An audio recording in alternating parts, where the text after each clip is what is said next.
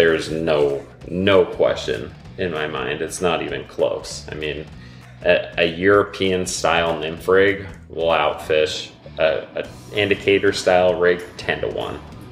I'll actually walk right through the stream if I'm not coming back and not planning to fish that area again, just to purposely try to spook those fish and see where they were hiding.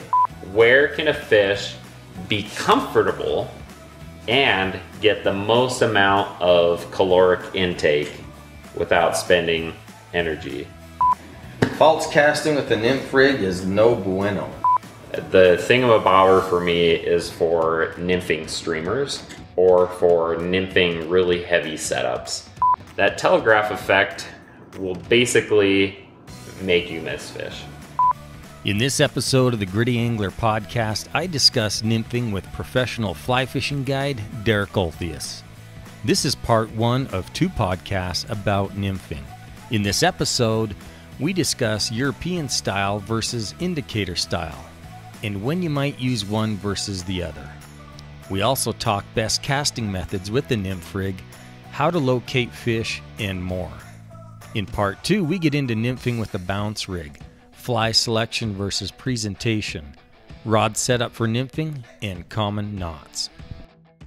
All right, guys, welcome to the Gritty Angler Podcast. We're going to talk nymphing today. Derek asked me what topic I wanted to discuss, and nymphing has been on the brain for me for like a month. When I say to you, let's go nymph fishing, when you think about nymphing, what's the first thing that comes to your mind? As of late, really has been European style nymphing.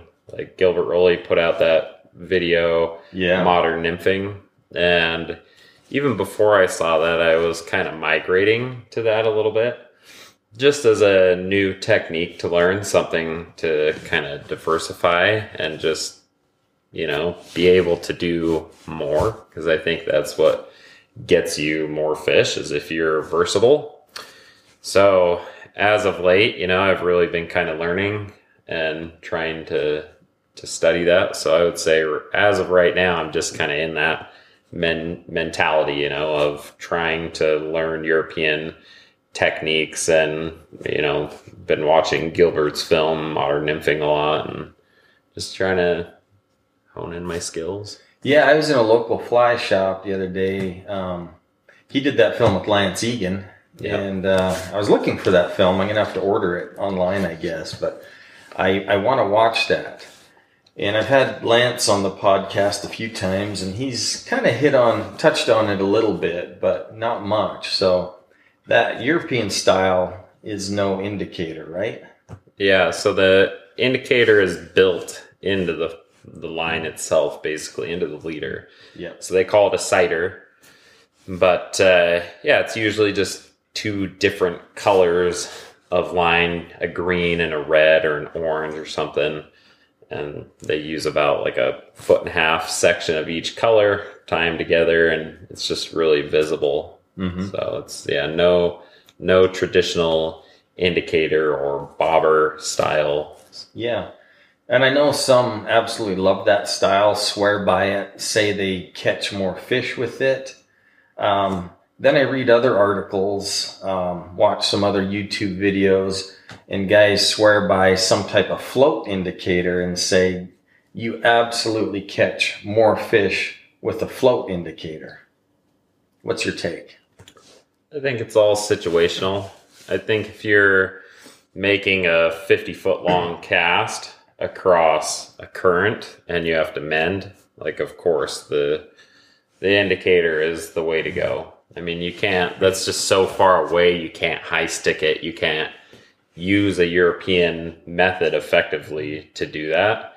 So if you're nymphing for a steelhead or something in a big, like a trout in a big river, I mean, that just makes complete sense. However, if you are in even a medium-sized river and you're fishing anywhere within the effective range of European nymphing, there's no question in my mind. It's not even close. I mean, a European style nymph rig will outfish a indicator style rig 10 to 1.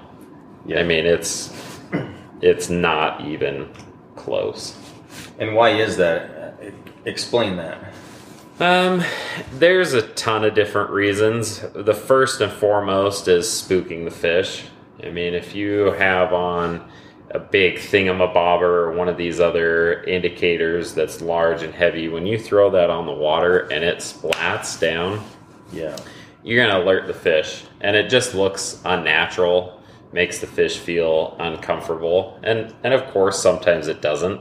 But, with a European style rig, it's just so much more seamless. When you're fishing it, it's just enters the water a lot quieter. It doesn't make that big splash, which the fish can see it, and B, they can feel it and hear it. Yeah. And the other thing is, as I've guided throughout the years, I see very, very often a few different things happen where clients either don't know what a take looks like on an indicator, because sometimes as it's going down it will kind of bump and bounce and stuff like that. And you're talking a true float, like a thingamabobber, right? Yeah. So sometimes they don't know and they won't set, or it won't register. So for instance, you make a cast, you've got your indicator here, you've got 5 feet of line to your first nymph. Well, as that's sinking down through the water column, if it's sunk down this much, then there's still 2.5 feet of slack. If a fish eats it here, your indicator has to move this far before it even registers. You've got 2.5 feet, which could equate to a few seconds where the fish can eat it, feel that it's not real, spit it out before it even registers. And I've seen that a ton. Just as I'm not fishing, I'm standing up on the bank, I'm watching clients fish. Yeah. A fish will eat and I'll tell them to set and they don't ever set, and they say, well, I didn't see the indicator move. I said, well, I was watching your flies sink and I saw a fish come over and eat it. And because of that slack, it never registered. Well, with a European nymph rig, you don't really have that, because you go in and you bring your line up and you're instantly tight, and you keep it on that tight line as it moves down. And so as soon as that fish eats, there's almost no delay. It's just boom, there it is, set the hook, game on. Yeah, and one of the advantages to that style, the European nymph rig, is your flies also tend to float more naturally through the water, right? Mm-hmm. Yeah. Versus a heavy float, or a float creating drag on top, or weights that maybe don't allow it to float naturally through the water. Yeah. So essentially what happens, and let's use this table as an example. If this water bottle is a rock in the water, as the current comes up here, it's fastest up high. And as it comes down here and it hits things like this rock or whatever, it pulls the water and it swirls it and it slows it down. And so in a river, generally speaking, your top section of water is going to be faster. Your bottom water is going to be slower, and the fish are going to sit here and they're going to use these rocks to either they'll sit in front of it and kind of surf, or they'll sit behind it and they'll just use that current break to basically expend less energy. Yeah, and they can move. Yeah, they're just not fighting the current. And so what happens is, if you have an indicator up here and it's moving at this fast, it's moving, let's say at, 3 miles an hour.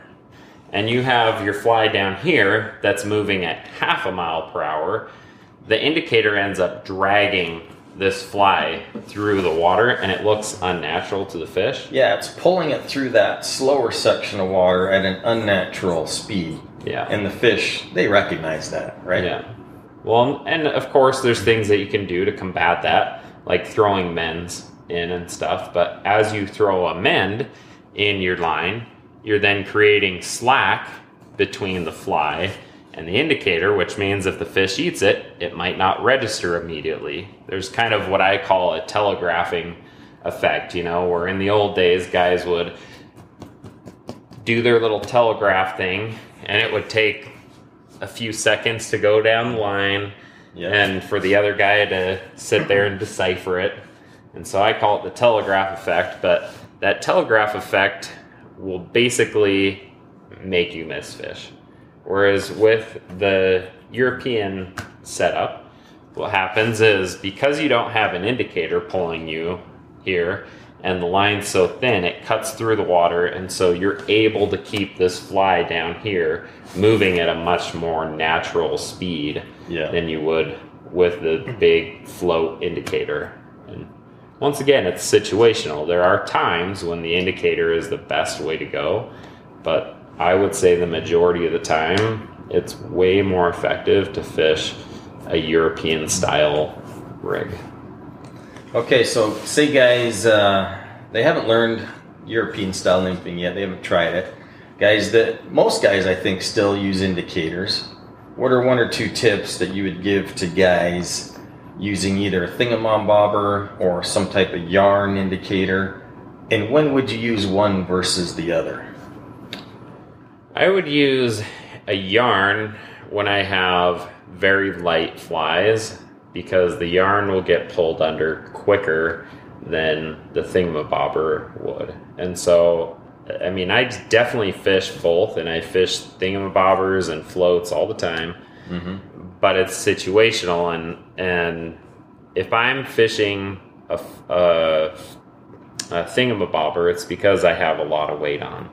Generally with a bounce rig, and we'll come back to that in a little bit, but the thingamabobber for me is for nymphing streamers or for nymphing really heavy setups, where when I'm trying to be a little bit more stealthy, like let's say the fish are eating emergers, I don't want to put on a thingamabobber. I want to put on that New Zealand style yarn indicator because it lands softly, it floats really delicately, could be a clump of grass, it could be a leaf. I mean, it just looks a lot more organic than a big yellow or orange or pink thingamabobber, right? And it already kind of sits half in, half out of the water, and you really see any little nibble or take on it. A lot more sensitive, right? Yeah.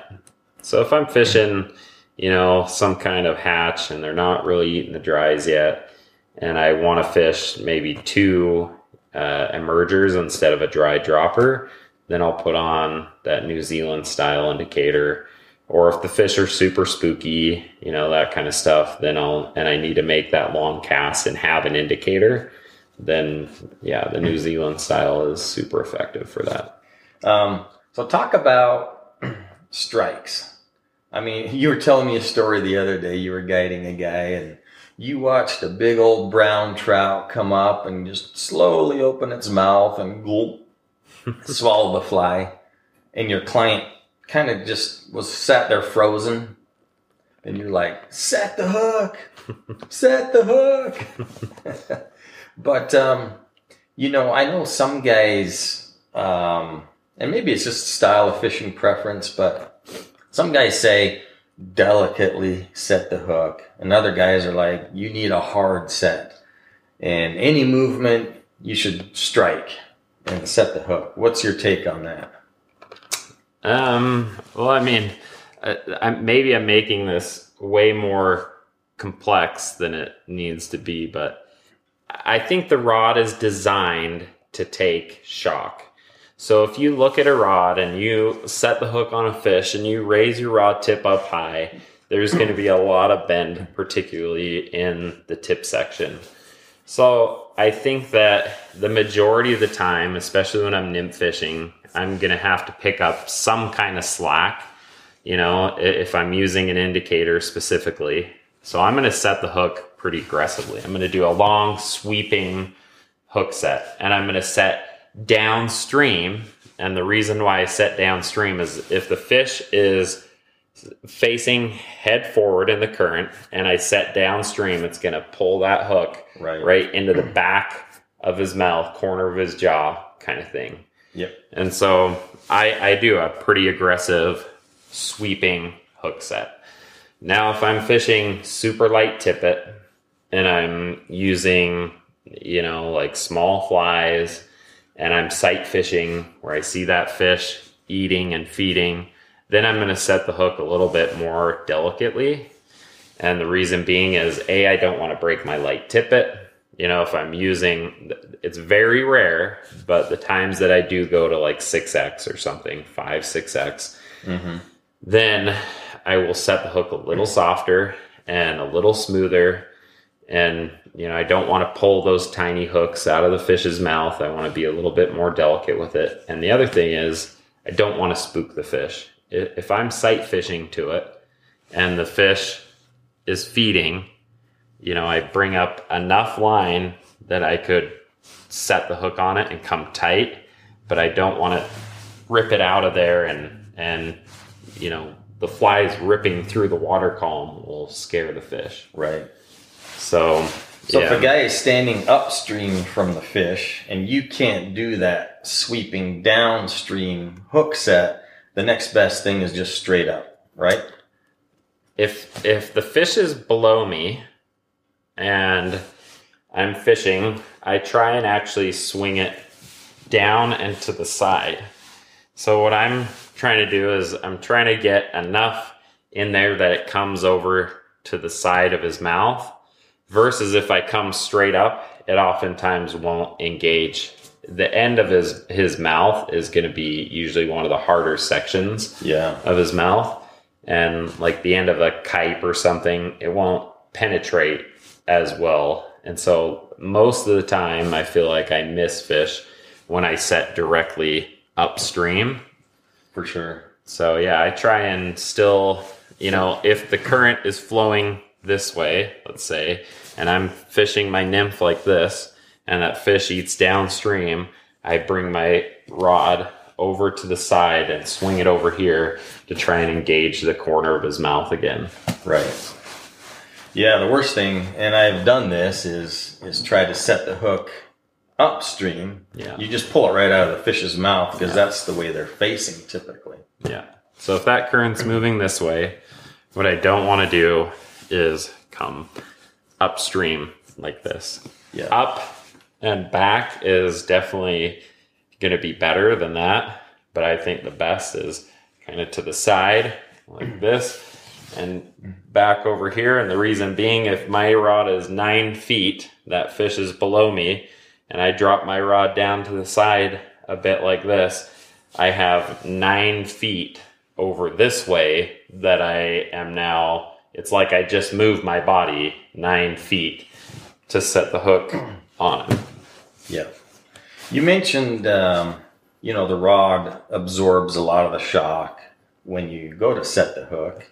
What kind of a rod do you like for nymphing? Tip flex, mid flex? Yeah, mid is good. I think the super stiff stuff isn't as good for nymphing personally. For sure. I like, in general, I fish 9-foot rods. But however, with a nymph rod, sometimes I'll fish the longer, the 10 or the 11 foot. Yeah. It's super nice for making mends, or especially if you're fishing a European style setup. That extra foot or two makes a world of difference for sure. Yeah, I know Lance Egan, and talking to him, Team USA, Fly Fishing Team USA in competition, he said they almost all use the 10-foot rods now.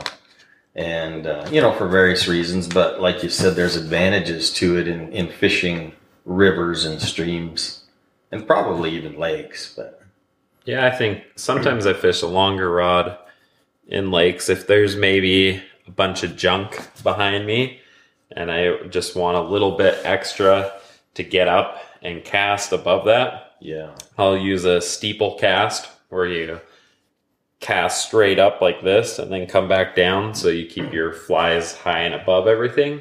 But that extra foot or two actually makes a huge difference. Yeah. You know, a second ago you kind of mentioned mending the line. Explain, how would you teach a guy to do that, proper technique, and why?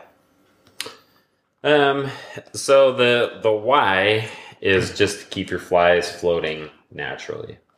Let's say that this is the river right here, and if I'm fishing on this side of the river, but I see a good lie right here, more towards the opposite bank, then I have to compensate for the different current speeds.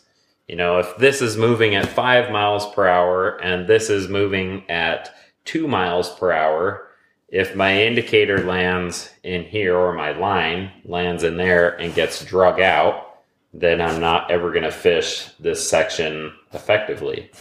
So the mend is to compensate for the different current speeds. And so what I would do is typically an upstream mend. So as the indicator and things, you start to see like a bow in your line as the indicator and line are moving down. Yeah. Then you want to use your rod tip, pick that up and throw that the opposite way. So now you're going to have a bit of an upstream U or a C looking curve in it, so that when the line is getting pushed, you have time basically until that line gets picked up and starts pulling your indicator and stuff. Yeah, one of the hard things I experienced when I first started fishing streams and nymphing was, you know, I just kind of wanted to whip the line out there, kind of like waist high. And that's harder because you get a lot more drag. It's better to keep your rod tip high, like even over your head, and mend that way, because then your flies will sink typically before your indicator hits. And so you're getting the fly down to where the fish are, but then there's less drag because the rod is your tool, and you use that rod to get the line up out of the water and do a mend that way. Is that right? Yeah.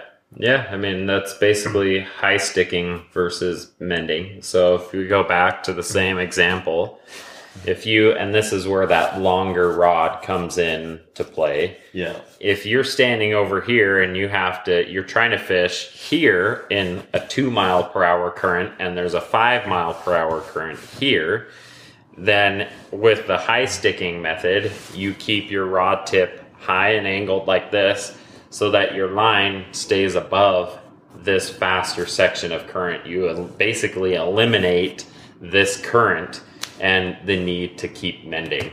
And there's times that you can do that and times that you can't, but any time that you can use a high stick method to keep that rod high and up like this and eliminate that current, then you're going to be more effective. And that's essentially where European nymphing comes in. Yeah. You know, as they do a lot of high sticking in European nymphing. Gotcha. Well, I'm a half high sticker then. I do it sometimes, but it seems to work. Yeah, it's effective for sure. Yeah. Okay, one of the first casts I learned was a roll cast. Super helpful when you're nymphing for various reasons. I mean, one, setting up a nymphing is kind of like the most complicated form of fly fishing, is it not? It's pretty complicated with all the weights, indicator, different fly rigs and everything. Yeah, it's for sure. It's not like just tying on a dry and casting it up. But there's or like tying on a streamer and just chucking it out there and stripping it in. I mean, you got a lot of things that can tangle and snag, and believe me, I've chucked my rod in frustration before. But one of the things I learned early on when I started nymphing was casting too much, like even doing a bat cast, you're better chance that you're going to get snagged and tangled on bushes and stuff. So if you can learn to roll cast out, less chance of snagging.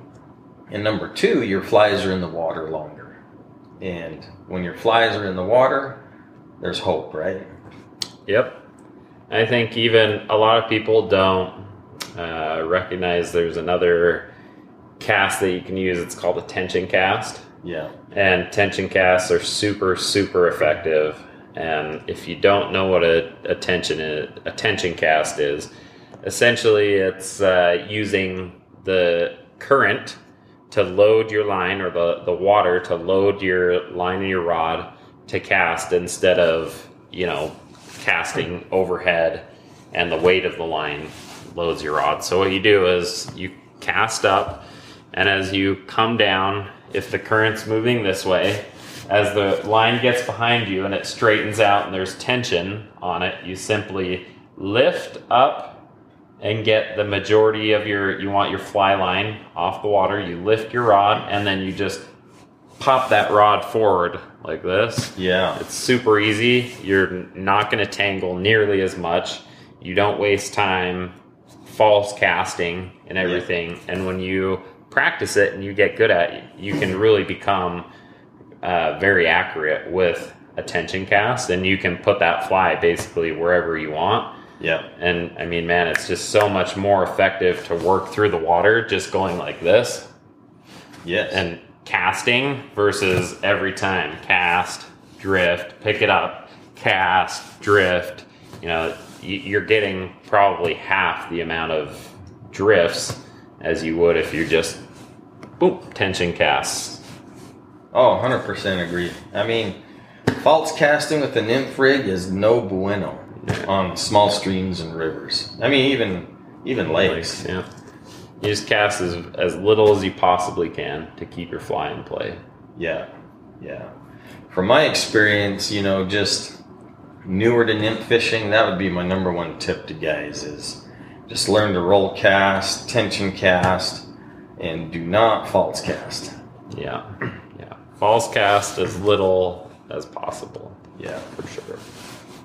One of the things I've learned in the few times I've fished with you, and I think what really separates expert anglers from average anglers is being able to, one, read the water and understand where the fish are, and then place your fly there accurately. When you get to a stream or a river, the really good guys can look at it and even pick out little 1 foot by 1 foot areas where fish are going to be, and place your fly so that it either drifts through there or lands there if you're dry fly fishing. Talk a little bit about that, because I consider you one of those guys that can really read the water and target those key areas. I think for me, what it boils down to, and the criteria that I think of is where the fish is, to determine where the fish is going to be, is based on a few key factors. And some of these are pretty obvious, and essentially fish need oxygenated water, they need a place of refuge, they need food, they need a good water temperature. I mean, there's certain different things that a fish needs, and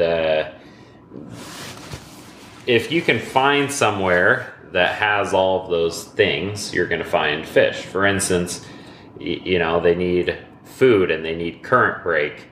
A fish isn't going to sit in the heaviest current in the top section and just sit there and work its butt off. That's not efficient. So what I think of when I come to the water is I envision a fish as a big fat dude sitting on a lounge chair watching TV and eating pizza and microwave food, right? He has to expend no energy to sit there and just have calorie after calorie after calorie. Man, I know a few fish. There's some fish out there for sure. So when I approach the stream, I keep that mentality of essentially where can a fish be comfortable and get the most amount of caloric intake without spending energy. And so I look at places, Yeah, they have one goal, and that's to get big and fat. That's their goal. Yeah, so I approach that and I look, and if there's, let's say, a real heavy current here, and there's a bend in the river with a rock, and that current gets pushed like this, and it creates that current seam right here, where this is slow behind the rock, and this is just raging. Well, what happens is food gets kicked into this softer water as it goes down. And so the fish are going to sit there because they have shelter overhead from that turbulent water. Yep. They have rich oxygen-filled water coming to them from that rapid. And they have food being kicked out to them. And they can just sit in that soft water and not expend very much energy. And as food gets kicked out, they just grab it. It's just like a conveyor belt of food. And, you know, spots can be very, very obvious like that, where there's that huge rapid and a rock and, you know, that soft water. Or they can be very, very subtle, where maybe on a big, huge river that doesn't have any obvious spots like that, there's a rock underneath the water that just creates, you know, enough of a little rapid or a riffle on top of the surface where, you know, like, okay, there's going to be a fish there because, you know, the water is clearly moving in a way here that it's being slowed down. So down underneath, there's a big rock and there's going to be a fish sitting under there. I mean, there's just, as you go along, you get better at picking up those spots where a fish is going to be and why. But that's my mentality, is how can a fish be comfortable in his Barca lounger and just pound food? Yeah, totally.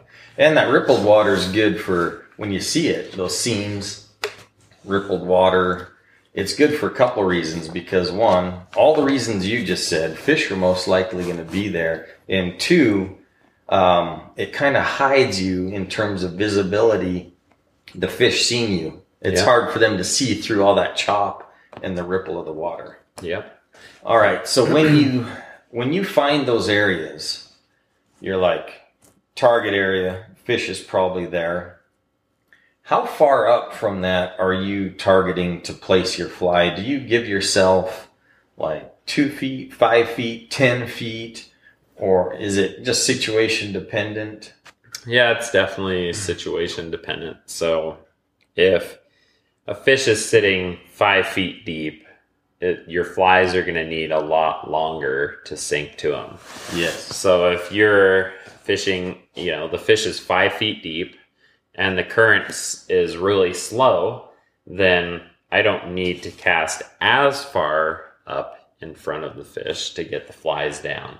But if the current is really fast up here and he's sitting on that soft water edge and I'm fishing that seam, then I need more distance to get the flies to sink down to his depth. Right. Versus if that fish is, maybe there's a hatch coming off, he's feeding on emergers, he's moved towards the edge of the bank, he's sitting in a foot, 2 feet of water, you know, then I might cast only a few feet in front of him because my flies are going to get down to him quickly and I don't need to lead him, you know, 15 feet above where he's feeding, because, you know, that gives me more time for the current and things to pull my fly out of position, get drag and all that stuff. And so I just gauge it on the situation, and you'll get better. You know, anglers will get better at this as they go along.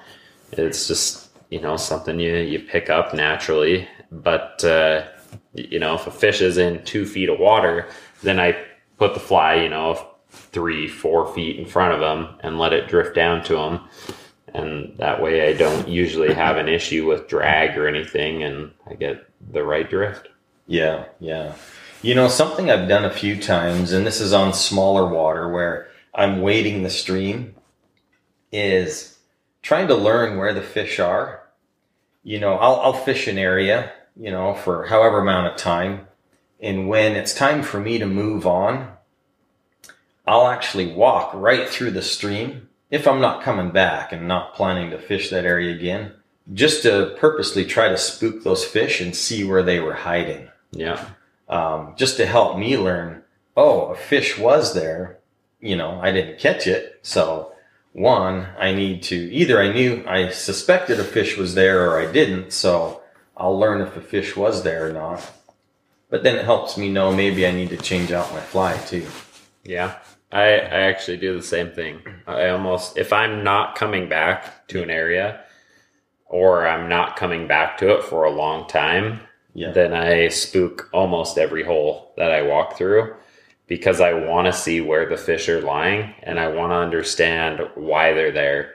If they're held up in the shallows one day, then I start thinking, okay, why are they there? A fish isn't just going to move into the shallows and expose itself to a bird or something, an otter or whatever. It's more vulnerable there. So there has to be a reason why fish are stacking up along a shallow edge. Right. And then I start, thinking, okay, there must be some kind of a hatch, like whatever. In the spring, the stoneflies start crawling out towards the bank. Maybe there's a stonefly migration towards the bank, and they're getting ready to hatch, and so they're easy prey in that edge of the water, whatever. But I love spooking holes and then trying to decipher why those fish are where they are.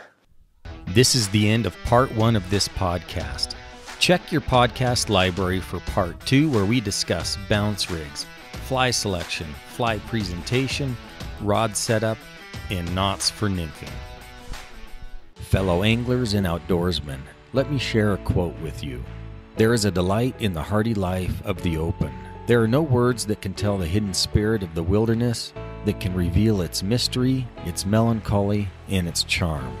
The nation behaves well if it treats the natural resources as assets, which it must turn over to the next generation increased and not impaired in value. Conservation means development as much as it does protection. Those wise words are from Theodore Roosevelt. Please remember that our right to fish depends on habitat. Let's be good stewards of our fisheries and fight to protect and preserve our public lands. Thank you for listening to the Gritty Angler Podcast. We appreciate your support and love hearing your feedback.